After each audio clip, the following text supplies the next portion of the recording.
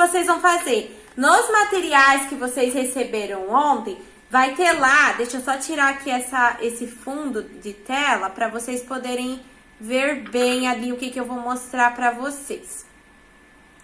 No material de vocês vão ter lá uma folha grampeada, que é essa daqui de atividade de conteúdos do segundo bimestre. Então, esse daqui é a nossa retomada de conteúdo. Lá na aula de matemática, eu só coloquei aula de matemática, né? E não coloquei o que seria atividade.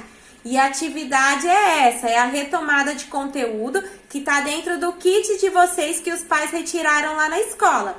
E aí, lá tem algumas atividades, uma atividade de português para fazer, de matemática, e também tem atividade de ciências e de história também. Então, o que vocês vão fazer? Vocês vão pegar essa folhinha agora, não é uma prova, é uma revisão do que nós trabalhamos ali no segundo bimestre, tá bom? Então, agora vocês vão ir lá buscar essa folha e vão estar fazendo essa atividade, tá bom? Deixa eu só aproveitar, então, e já explicar ali todas as atividades. Aí, então, mesmo quem tá fazendo, para um pouquinho agora e vai prestar atenção na explicação. Quem não tá com a folha, também presta atenção, que daí depois vai fazer e já vai saber como fazer, tá bom? Então, ali, ó, na primeira é de português. Tá dizendo que quando é a última sílaba, tá vendo que tá o coraçãozinho pintado? Então, ela é oxítona. Quando a penúltima sílaba é a sílaba mais forte, ela é paroxítona. E quando a antepenúltima sílaba é a mais forte, tá dizendo ali que ela é proparoxítona.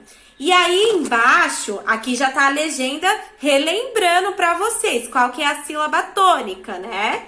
Quando ela tá no final, no meio ou no início das palavras. Depois que você relembrou isso daqui, aí tem uma tabela embaixo com algumas palavras, né? Então, vocês vão pintar aqui nesse espaço qual é a sílaba tônica. E aqui tem uma legenda que vocês vão dizer se ela é oxítona, você vai fazer um X. Nessa bolinha aqui, ó. Nessas bolinhas que estão em branco. Se é oxítona, você vai fazer um X. Se é paroxítona, vocês vão pintar tudo isso com lápis de escrever, tá bom? Vocês vão pintar. E se ela é proparoxítona, vocês vão fazer uma estrelinha, certo?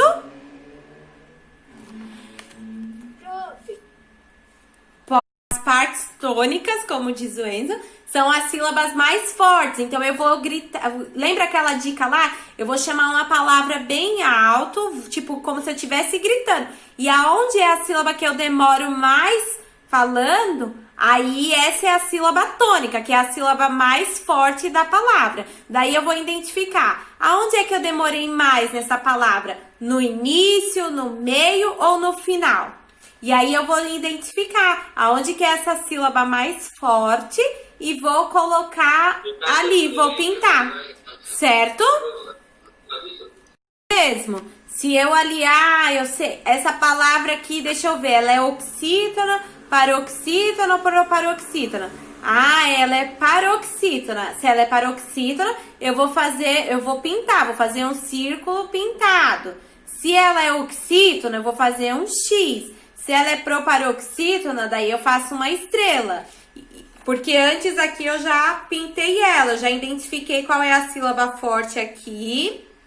Porque eu vou falar bem alto, vou chamar bem alto, como se eu estivesse chamando essas palavras. E aí eu vou identificar qual que é a sílaba ali, tá bom? A mais forte. Daí com lápis de escrever, eu pinto ali de levinho, certo?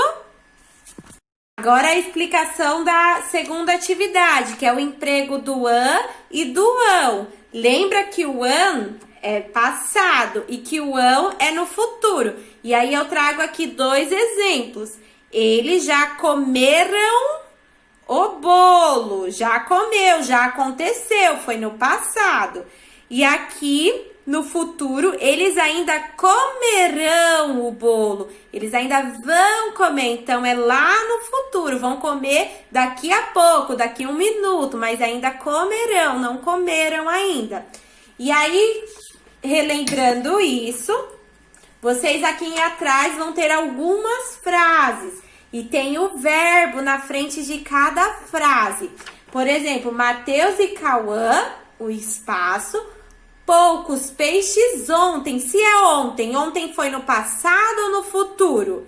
Aí o verbo pescar. Aí vocês vão ver, será que eles pescaram ou será que eles pescarão? Vocês vão ver se tá no passado ou no futuro essa frase e vão escrever ali, certo? Sempre que houver dúvida, daí pode retornar aqui na frente e ler as duas frases para relembrar, certo? E aí vocês vão responder, vão colocar ali todas as respostas até a letra F. Depois vem a parte de matemática.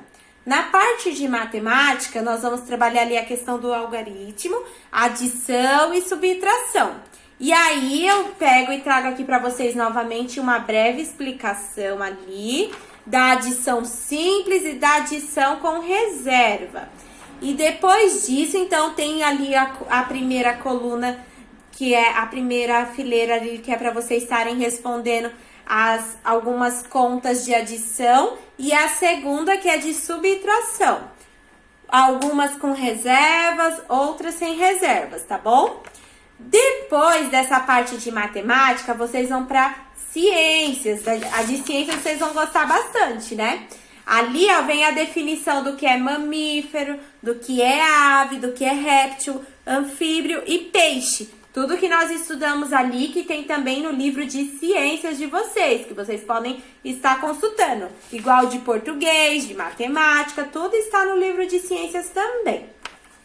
Depois que vocês leram ali a definição, aí sim tem uma coluna de animais aqui do lado. E nessa coluna, o que vocês vão fazer? Vão classificar. Deixa eu ver. Será que tartaruga é mamífero? Se é mamífero, eu vou colocar número 1. Será que tartaruga é ave? Se é ave, eu vou colocar número 2. Será que é réptil? Se é réptil, eu vou colocar número 3. Será que é anfíbio? Se é anfíbio, eu vou colocar o número 4. Será que é peixe? Se for peixe, eu vou colocar o número 5, certo? E depois, taranã, vem a parte dos sentidos. Quem lembra da pipoca? Quem fez pipoca? Pipoca com vinagre. Daí, ó, depois que vocês terminarem lá a parte dos animais, vocês vão aqui para os sentidos. Aí tem umas perguntinhas lá. A número 1, sentido que nos permite sentir o sabor dos alimentos. Qual que é? O órgão do tato. Isso tem tudo também no livro de vocês de ciências. Sentido que nos permite ouvir. Sentido que nos permite sentir as coisas. Sentido que nos permite ver. Órgão da visão. Órgão da adição. Órgão do olfato. Órgão do paladar.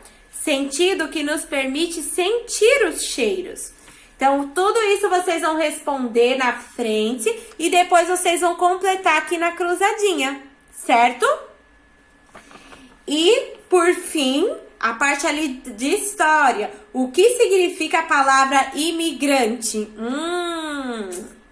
E em suas palavras, o que pode ser considerado um patrimônio? Tá bem facinho, né? Então, agora vocês podem responder e na próxima aula de matemática, na próxima terça-feira, nós iremos compartilhar as respostas aqui pelo Zoom, certo?